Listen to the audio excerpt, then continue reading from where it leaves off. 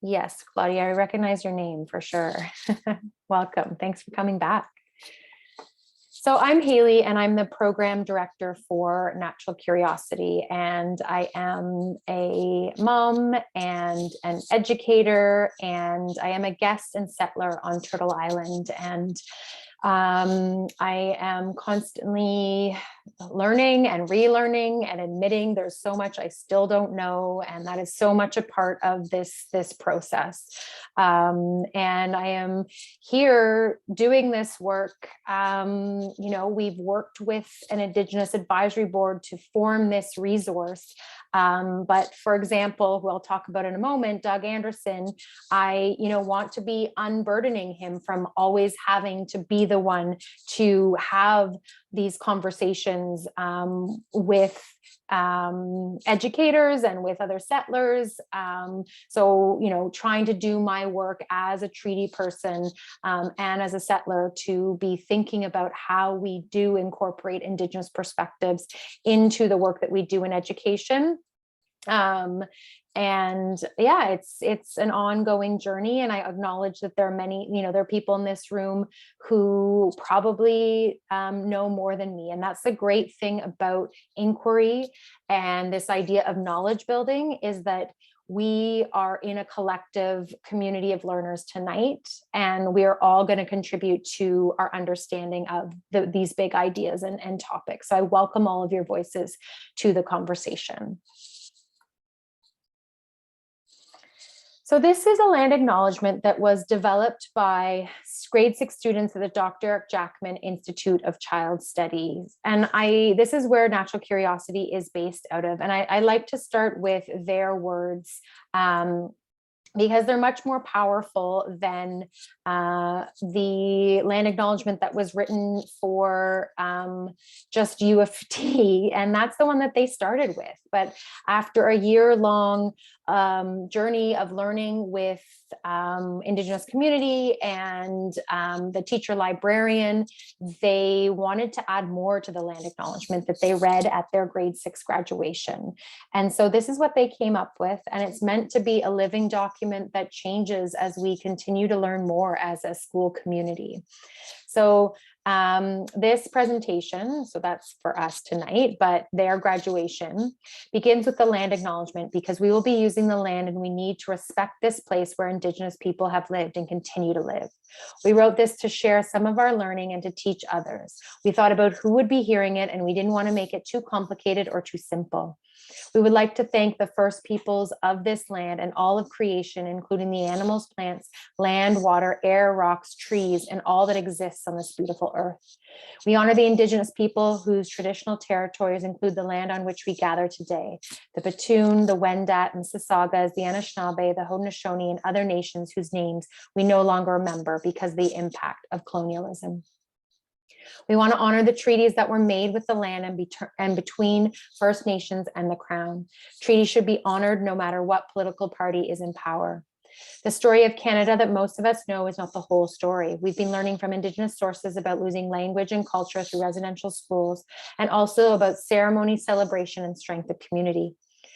When we are thinking about doing something to the land like dams or pipelines, we should ask Indigenous people first, because they have lived in balance with nature for thousands of years.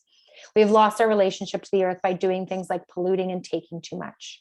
We need to ask ourselves, what is more important, what I get out of this or what happens to the land? We need to think 7 generations ahead. What we do today, how will that affect tomorrow? We invite you to do the same.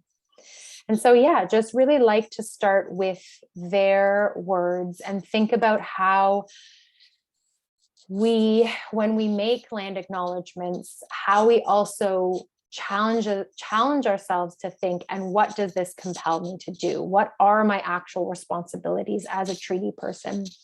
And what are my connections to the land that I live on? And how can I act in reciprocity with that land? And also, think about forming a deeper relationship to the land and to the traditional peoples of the land.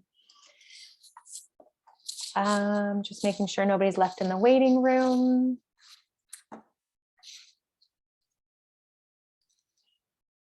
So as I was mentioning, Natural Curiosity recently put out. Yeah. Hi, I'm just gonna ask everybody to mute if that's okay. Thank you. Oops, sorry. I think I just, there we go.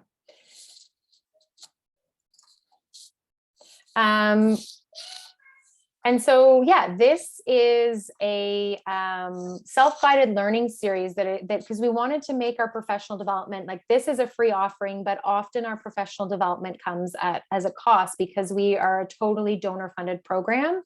But we wanted to make some free and accessible PD that educators can either do in community or by themselves. And so this is the free guided learning program. I'll pop the link into the chat. And again, after this, I will be sharing all of the links that I share in this presentation in a follow-up email. So if you miss something, don't worry about it. But I think what we might do for today, because we have some people who are familiar with Natural Curiosity and have done a workshop, we might actually watch one of branch 1 video to begin to think about this, and then because we don't have tons of time together, this will hopefully encourage you to think about watching the other videos either by yourself or with colleagues. So these are actually slides from OECM, but I think it is, interesting to pop into the chat, who you are and where you're coming from, and maybe what grade you teach, and if you are comfortable and are in the practice of acknowledging the land that you're coming from. But yes, this is a workshop that is sponsored by Dell Technologies, Advanced Learning Partnerships, and OECM. So just throwing those in, those are their values. And I already mentioned that we are recording this session. Hopefully most people are somewhat comfortable with Zoom at this point, but please contribute to the chat. When we have a chance, if you can turn your video on, that would be amazing. And you can also add reactions and play around and engage with the presentation. So yeah, as I mentioned, I'm the program director, and we're going to be chatting about the natural curiosity pedagogy. So this video is actually a webinar with Krista Spence, who is the teacher librarian who developed the land acknowledgement, helped the students develop the land acknowledgement. So she talks about the process of how that came about in this webinar, if you're interested in watching it a little bit more. So Natural Curiosity is based out of the Dr. Eric Jackman Institute of Child Study, which is a laboratory school that aims, is a site of research and application of learning through inquiry. So there is a school from nursery to grade 6. And if you want to learn a little bit more about the school, I've just popped a link in about, that has a documentary about the school, but it's 25 minutes long, so we're not going to watch that one. There was a first edition of Natural Curiosity that came out as a reaction to the ministry document Acting Today, Shaping Tomorrow, which said that Ontario educators should be incorporating environmental education across the curriculum. But many educators were like, what does that look like? How can that happen? And so this book was created to support educators with thinking about how environmental inquiry through inquiry-based learning, through experiential learning, through integrated learning, and through stewardship could act as a way to incorporate environmental education into the learning that happens in our classrooms and not think of it as something more, right? Thinking of it as something for learning, that it's not just something else that we have to do among all the other things we're already doing. But what was missing from that book was connections to Indigenous perspectives. So we still got some good feedback, positive feedback from this resource, but some of the criticism was that we should be making more deep and integral connections. And so we worked with I had the privilege of working with and spending time with Arrowland First Nation, as well as Seven Generations Educational Institute and Rainy River District School Board in beginning to think about how we would create the second edition. And then the Truth and Reconciliation Calls to Action came out around the same time that we were thinking about rewriting this resource. And this quote that reconciliation between Indigenous and non-Indigenous people cannot happen unless we are also reconciled with the earth. And so that is so important when thinking about why this work should be happening across grade levels in all schools. And also this call to action, more specifically 63 number 3, Natural Curiosity really focuses on this one. Natural Curiosity is not about creating curriculum around residential schools or the true history of our country. It really is focused on this idea of building student capacity for intercultural understanding, empathy, and mutual respect. And I actually had the privilege of attending one of these OECM workshops with Pamela Toulouse, who is an Indigenous scholar. And her workshop was on reconciliation from K to 12. And she focused on this call to action. And she said, we have to all start here. She said, we can develop the best curriculum around residential schools, around, true history of this land. But if we don't start for ourselves and for our students with capacity for intercultural understanding, empathy, and mutual respect, then that curriculum is not going to have the impact that we want it to have. And then this summer, some research came out that people who are more connected to the natural world are more likely to support reconciliation. So another reason why these are connected and why we need to support this for ourselves, but also for our students. How do we support ourselves and our students with reconnecting to the natural world? Because we know many of us are very disconnected. And I know myself, I'm constantly thinking about how I do this. And then also doing this work as a settler, the words from Sheila Watt-Cloutier, who is an Inuit activist and a Nobel Peace Prize winner. She shares this quote, and she says that moving forward, it is an Indigenous people's sole responsibility to teach everybody about what's happening and to try to get people's attitudes to change. It's everybody's responsibility. We have to stop othering each other and start learning from one another.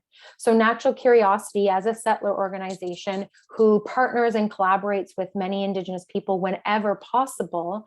Oh, someone's in the waiting room. Oh no, thank you. Weird, I don't see them in the waiting room. Oh, no.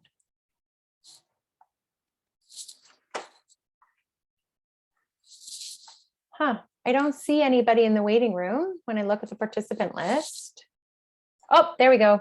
Now they are. Thank you. Thanks for joining.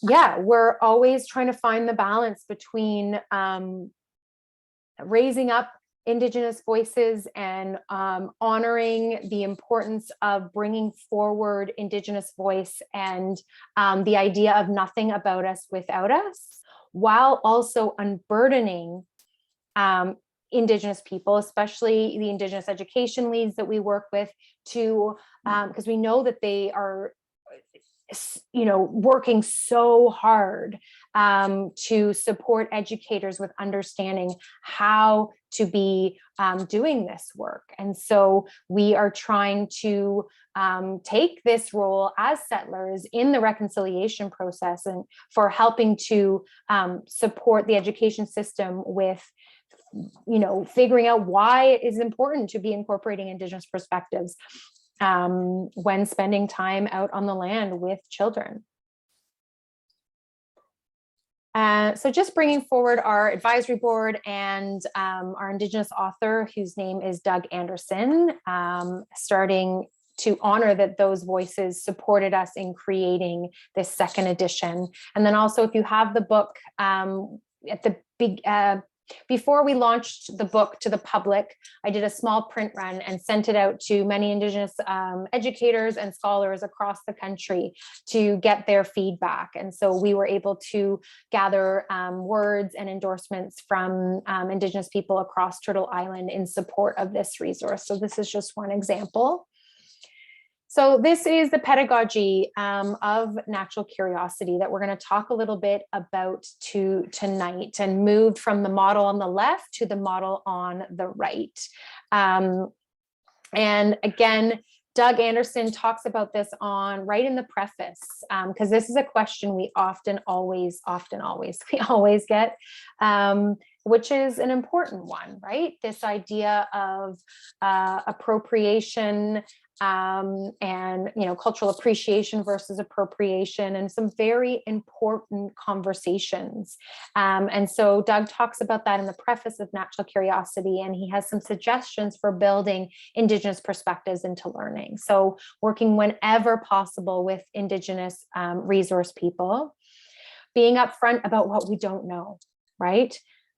Which is sometimes hard, especially as educators, because we're supposed to kind of know it all, right? But yeah, being upfront with how much we don't know and how much we're willing to learn. Be clear that Indigenous people, cultures, and knowledge are contemporary.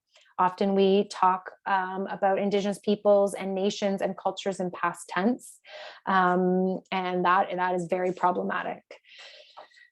Respect Indigenous knowledge as precious heritage, and the importance of that, and acknowledging that when learning from Indigenous people. And then also being aware of the complexities of real Indigenous people, the complexities of colonization, the impact of the genocide of residential schools. These are very complex issues. So acknowledging that when working with Indigenous people.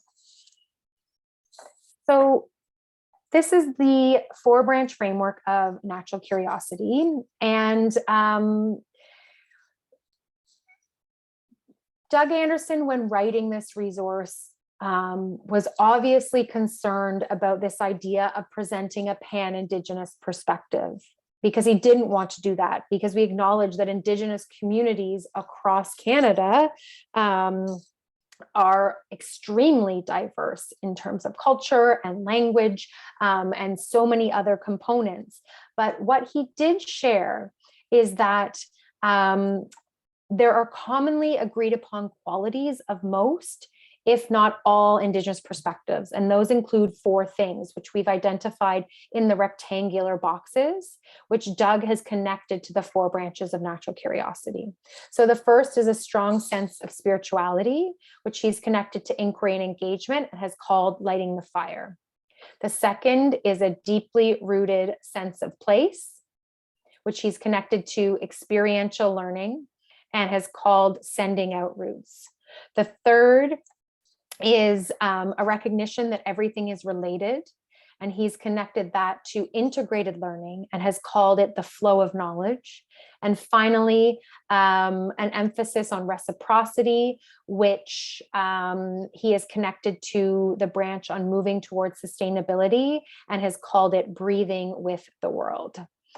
And so just wanted to share that before we begin to dive in to the pedagogy. And so what I thought we could do, because we have some people who are a bit more familiar with natural curiosity, but maybe haven't seen the 4-part series, is I thought it's about 10 minutes, and it will get us thinking about at least the first branch of natural curiosity. And if you are able to join the second session, then we can continue working our way through the 4-branch framework. But I was thinking we could watch this video and then come back in community and discuss through a knowledge building circle a question. And so I'm just grabbing that question so that we can have it in our mind while we are watching this video. So let me just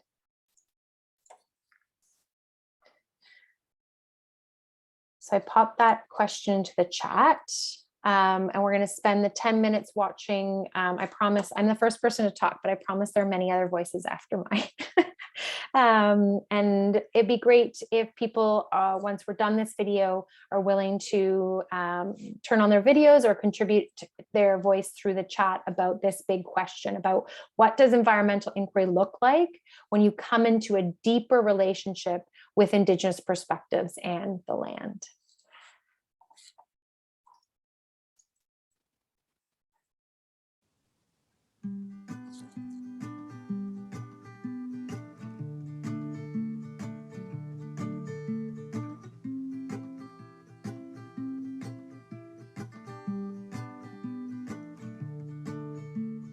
The first branch is inquiry and engagement.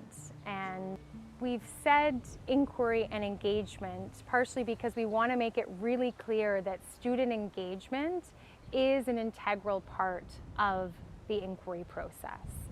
And so students being a part of the learning, students' ideas and questions and theories and wonders are central to the learning that happens within classrooms. And this connects deeply to the Indigenous lens of lighting the fire, because we want to spark the fire within the hearts of all of the students that we work with. And so that is an integral part of the inquiry process. But also, as we've learned from the Indigenous lens and the writing from Doug Anderson, that this really connects to the idea of heart-based learning and being connected to who each of our students are and what is important to them and what is important to their hearts and who they are as learners. The heart. Because it is a place of intuitive learning and knowing, and it's the place where we can begin to access spiritual realms, as I understand the process of accessing spiritual realms, which is limited. And it's the center, it's the seat of the human spirit or soul, or the place where we access that. We can all relate to our heart. And so it was kind of a part of it was a question of kind of translating how Indigenous perspectives on learning and a child or any human being begin to have a conversation with how most teachers today are trained to think in faculties of education. And that wasn't so for the first branch, that was the example. That was the toughest one. It's the sort of beginning and the seat of Indigenous learning, as I understand it.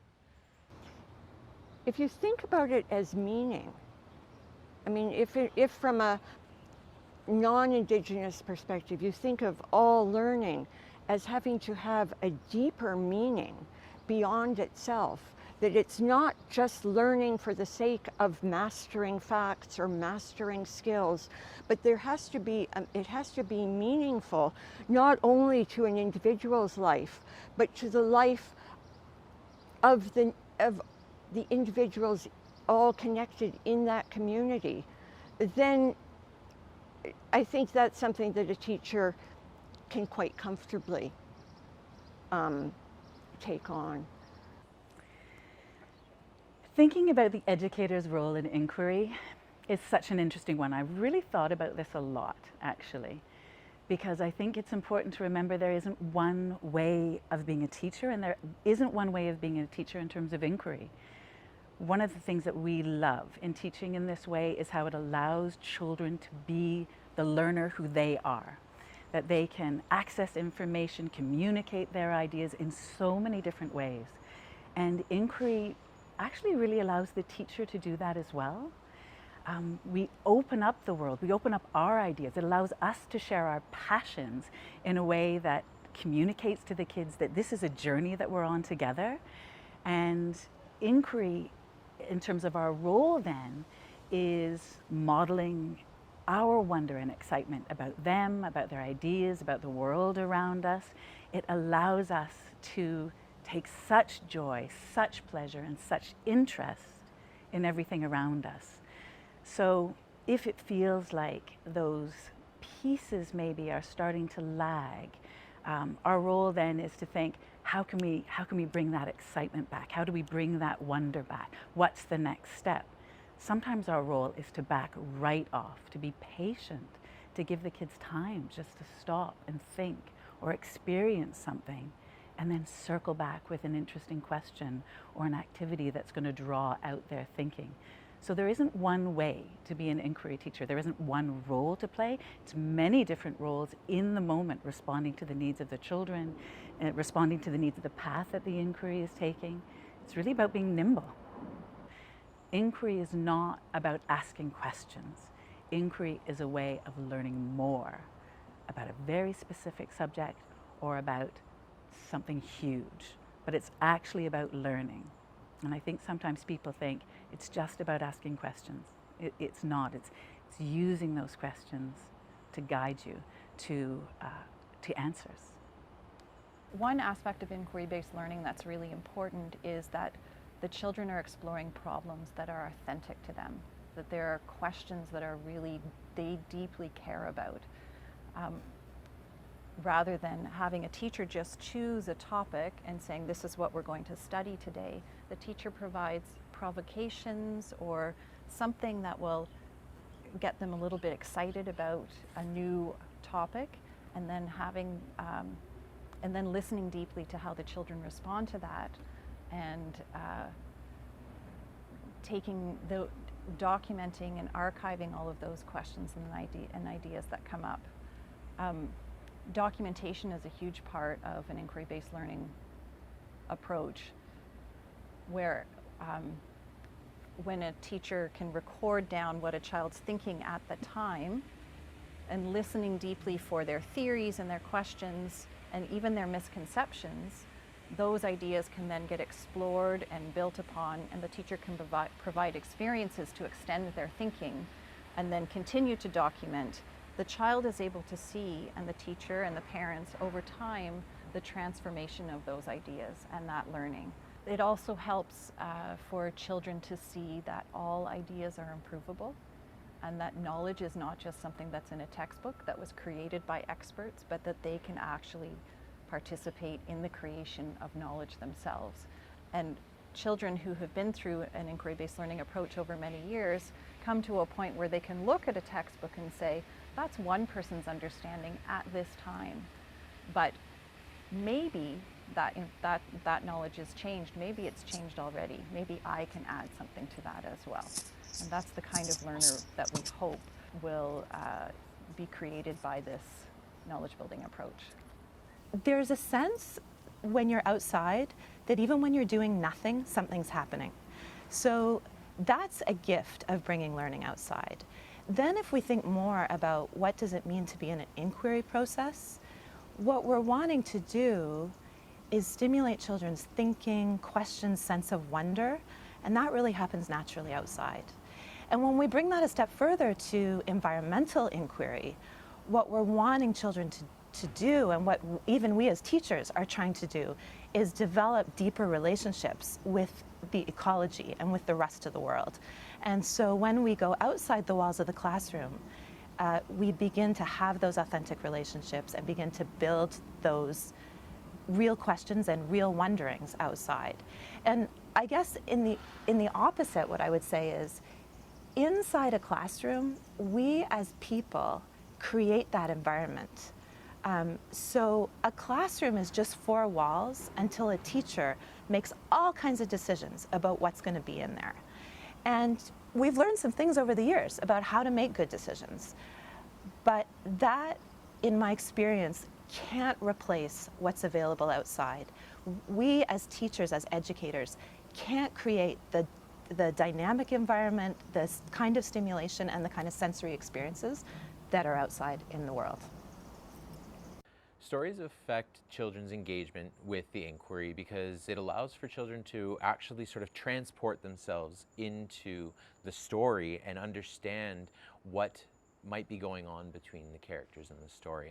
And what that also does is allows for discussions to be more productive, because referencing those stories actually helps to reduce defensiveness in a discussion when we're taking different perspectives. So stories can be really helpful for children to understand challenging concepts. And these are not, when we are talking about environmental inquiry, when we're looking at moving towards sustainability, these are not easy solutions. And it's difficult to teach these concepts sometimes, but through story, it becomes more relatable for children. So I've used Indigenous storytelling in my practice by actually collaborating with Doug and inviting Doug into the classroom on multiple occasions, but also in this very courtyard. And we used really one story this year to anchor the inquiry. It related to salmon, related to trees, related to fungi in our grade 2 classroom, and that was the story of the 7 fires. Now, this is an Indigenous story, and I don't feel comfortable being the teacher to do it, but the collaboration with Doug is what allows for that story to come into the teaching practice. And once the children understand the story and they've sort of put themselves into that story, they can start to reason with what good decisions are versus not so good decisions. And we actually would reference the story throughout the inquiry to help use the messages from the story about the relationship that we have with the environment to help move that inquiry forward and constantly reflect back to that story. So in terms of incorporating Indigenous stories into your own classroom, I have decided to use one story at a time and not go through many stories, so that we can really take in the meanings and the lessons to be learned from them.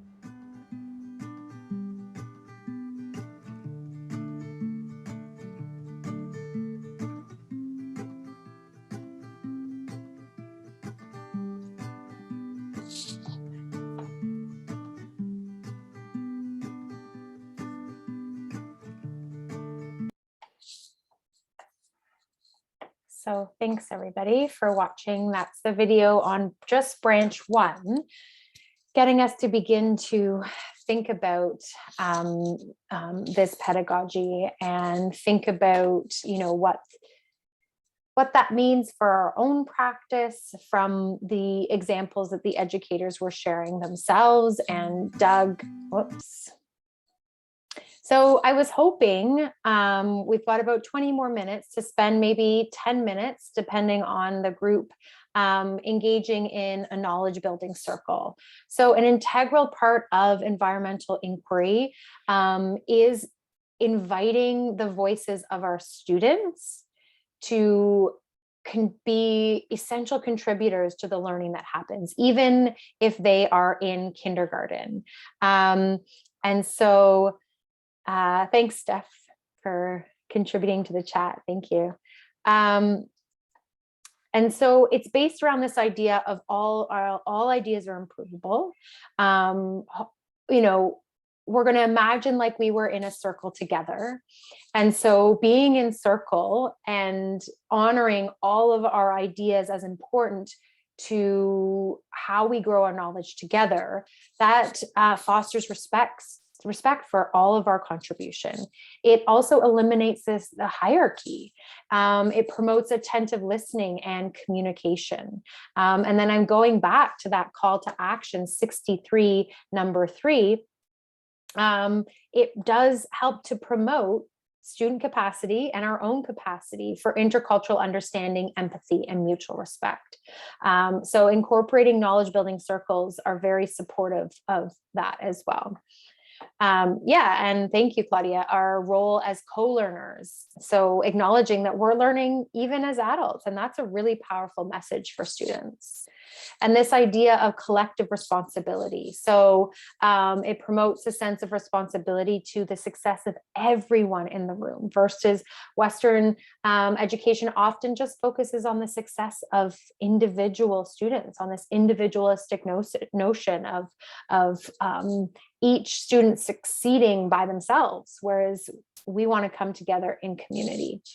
encourages empathy. So going back to that call to action, as well as inviting different perspectives, voices, and skills to building group knowledge, which is again connected to call to action 63, number 3. And then Doug shares this. There's some of the connections between the principles of Indigenous talking circles.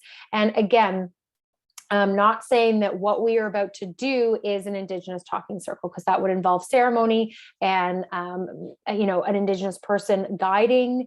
But what he talks about on page 62 are some of the connections, and why we want to share this, or why I want to share this, is to honor the fact that talking in circles have been happening on this land since time immemorial, and honor that we have a lot to learn from those the principles. And some of those principles are deep consideration and respect, all are heard who wish to be heard, non-interference, speaking from the heart, and having a common purpose. So Steph shared, children are naturally curious explorers. They speak in the moment about their noticings, and they are capable of making connections with what they already know, and they want to discover more. It's our role as educators to co-collaborate with the children in order to keep ourselves in the wonder stance. Yeah, they're naturally good at it. Nature teaches us more than we think. I think when we keep saying teacher instead of educators sends a hierarchy message. Yes, for sure. And yeah, thank you for mentioning that. So we did change the language specifically in Natural Curiosity. The first edition said a resource for teachers, and we changed it to a resource for educators to acknowledge that it's not just teachers, that there are many different people who are involved in educating children. So yeah. So we're going to engage in a knowledge building circle for maybe 10 minutes, if people feel comfortable with that. Oh yeah, sorry, I didn't refresh this. I switched it up because we had some people who had already done that question in a knowledge building circle, so I wanted to switch it up. So today, I'm going to put that question again in the chat, and then I'm going to stop sharing my screen. And if people feel comfortable, what we can do is, if anyone wants to share about this question, you don't have to turn your camera on. Yeah, good question. We can talk about that if you feel comfortable, about how we build this up throughout the grades, and seeing heart-based learning as being valued beyond primary division. Okay, so I'm going to pop the question in the chat. And again, if we want to shift this question, people want to talk about something different, I'm totally down, because that's what inquiry is all about. Okay, so I'm going to put us in gallery view. You can feel free to do the same. Yeah, so we're going to begin to think about, what does environmental inquiry look like when we come into deeper relationship with Indigenous perspectives and the land. Or if people have other questions, that works as well.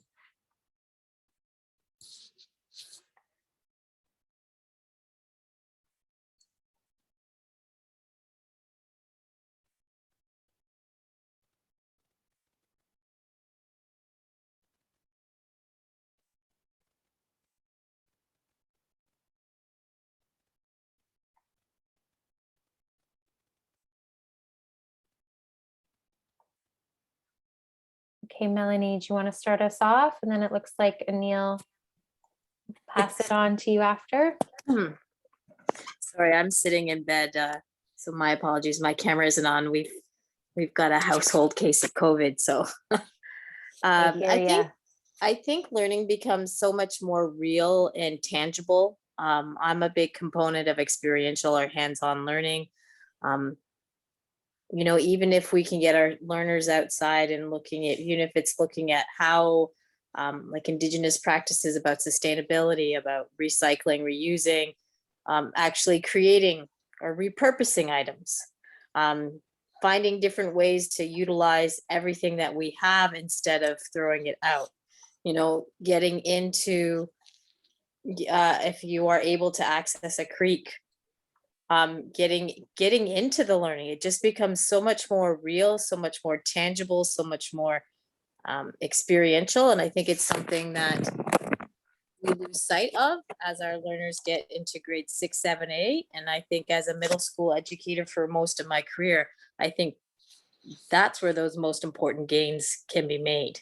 Because really at that age, our learners, or the learners that we serve, are really developing their senses of identity, and where they might go next.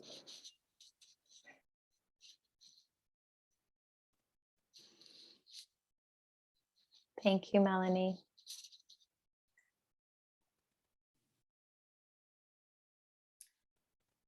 I think for me, what I think about is that if we are to connect sort of the environmental learning to Indigenous ways of knowing, I think as an educator, I may need to let go of the Western ways of what knowledge acquisition looks like, or that I've been taught what it looks like. So maybe, moving away from those sort of, whether it be like test-based or assessment-driven sort of ways of thinking, I might need to first, as an educator, refocus and rethink, and focus more on maybe the observations the students are having, the conversations they're having with each other and with the adults in the space, the questions that they're generating, maybe even the stories and the artifacts that they're gathering. And so that would be something that I would have to be very mindful of when I make that switch, or when I decide to focus on that with the learners.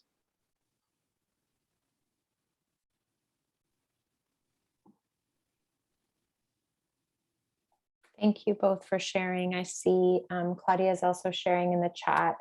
I think is more respectful and advocating for looking, caring, respecting our environments. And then Steph also shares environmental inquiry can happen only when we're in a reciprocal relationship with the land. And we must learn from the teachings of the land we play and live on. Yes, this idea of land as first teacher, that many people are like, well, what do you do when you actually go outside? Like, no, land is actually teaching us in the process of engaging and being on the land. And Steph continues to say, and as a settler on this land, I am to learn and listen to the Indigenous voices in order to understand better how to navigate environmental and sustainability inquiries. Melanie's building on building shared knowledge and understanding. Yeah, thank you all. I have a question as well, and maybe this could be something that others may have had better exposure to. Just talking to family communities and family members in schools that I served, there's always a lot of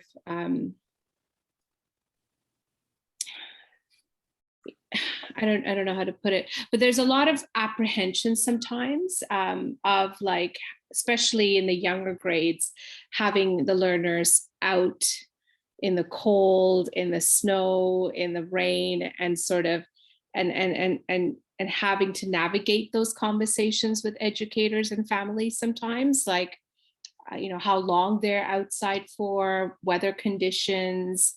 There's just that apprehension in certain communities. I wonder if there is any ways how you have addressed that, maybe even.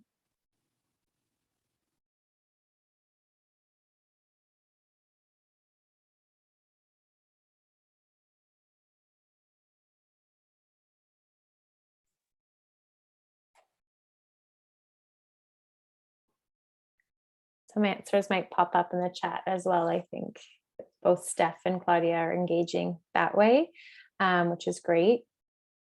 Yeah, no, it's an important conversation to have, and I think one that needs to be addressed and thought about for sure, and thinking about the community of that is a part of your school, right? And what views about getting outside, and then also access to proper clothing is a conversation that we always comes up. And what are, yes, we want to identify, exactly like you said, identify these barriers, but then think about what are ways that we can address those. And one, like for the clothing one, we've heard about schools creating sort of like the clothing libraries where that, and again, COVID has made that a bit more challenging for sure. But I've heard from other educators that like, sometimes also the excitement that this kids come home with is also really an important driving factor for parents realizing how I've always focused, you're sharing. I was just typing that when you had just brought that up, and that's usually how I tend to approach it with the educators and with the families when those issues come up, is the joy of the learning, that it cannot be, replaced by anything else, and focusing on that. And again, that communication of boundaries and limits, and building that oral sort of communication with the student and the caregivers in the space. But it's something that often comes up, especially access to, and just sort of the a different sense of caring for the child. So, yeah. Mm-hmm. Yeah, and Steph shared that before COVID, inviting families to play and explore the outdoors with us, I think, is powerful. And I've heard another story of an educator, again, a kindergarten, but who would go visit the local sort of ravine that was a walking distance, and again, inviting families. And then she would hear from these families that they were going back to this because it was very close, but they had no idea it was there. And so all these families were going there on the weekend. So that's a great idea. Thanks, Steph, for sharing too. And Claudia, having meetings with families during the time. So also welcoming them to see. And sharing about the benefits of learning outdoors. Like, I think there is a real focus, COVID in terms of like health measures, but also just there's a huge focus on well-being right now. So like, I think there's many angles depending on your community and what you think will be most successful in terms of supporting the importance of getting outside. So Steph, you're sharing daily, like the outdoor play that's happening. So seeing the joy, right, through pictures or stories. Yeah, thanks for sharing in the chat those ideas. So, admin support is definitely important. But thank you. I think Gita, so I hope I'm pronouncing your name correctly. Respecting the land. For all aspects of the environment and the land we live on is always a big wonder too. Learners always ask why things happen and how they can help. As an educator, I also learn with them. There's always something new to learn tomorrow that you may not know today. Involving families is important. Not Amy. Yes, no worries. So thanks for all these contributions. And again, like this, like often I walk through all the 4 branches, but I think some people have done that with me before. So I don't know if all of you had seen these videos, and maybe these conversations are just meant to hopefully inspire you to continue to learn more, to know that there are more resources out there. There are other educators who are thinking about how we do this. What are some small steps that we can all be working on and incorporating. So I'm looking at the time, we're almost already done together today. So thank you. I know it's such a difficult time right now. So thank you for taking part of your day, part of your night to continue to learn about this. If you're not, I'm going to pop some links into the chat, which I can share after the fact. But we do put out a monthly newsletter. I'm not sure if people are on it. Some probably are in this room, but we share resources from other organizations, from which like environmental to Indigenous organizations that are really supporting educators with these conversations and this work. So it's a great way to sort of keep in touch. And I believe if you fill that out, there is a code to receive a 20% discount on Natural Curiosity if you haven't received a copy yet. And we have, where is it? A monthly webinar series. And actually our next webinar coming up next Thursday is on exploring race and equity in inquiry-based outdoor learning. So that's something that's coming up. I'll put the link in the chat. If from two educators that we've worked with in the past who are leading that. And yeah, just like it's 8 o'clock, but I'm here for general questions. The video that you watched, there's an intro video that I didn't play because it's a little bit longer, but then there is a video in each of the 4 branches that you can watch on your own time, or, encourage other educators at your school or your childcare center or wherever you're coming from to maybe engage with those and have a knowledge building circle in community. That's what we're hoping, people. So, and yeah, we're also here next week. So we can also watch, for whoever joins, we can watch branch 2 together and have a similar conversation if that works for everybody. So thanks everyone. We'll follow up with links if you didn't grab any of them from the chat. And if anyone has any specific questions, I will hang out here for a couple minutes to talk. Have a good night, everybody. Just going to pop other ways to keep in touch in the chat as people head out, but I'll be sending all these links online as well. Thanks, Steph, for joining.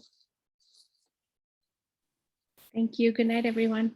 Good night. Thanks, Nia. Thanks, Nicole.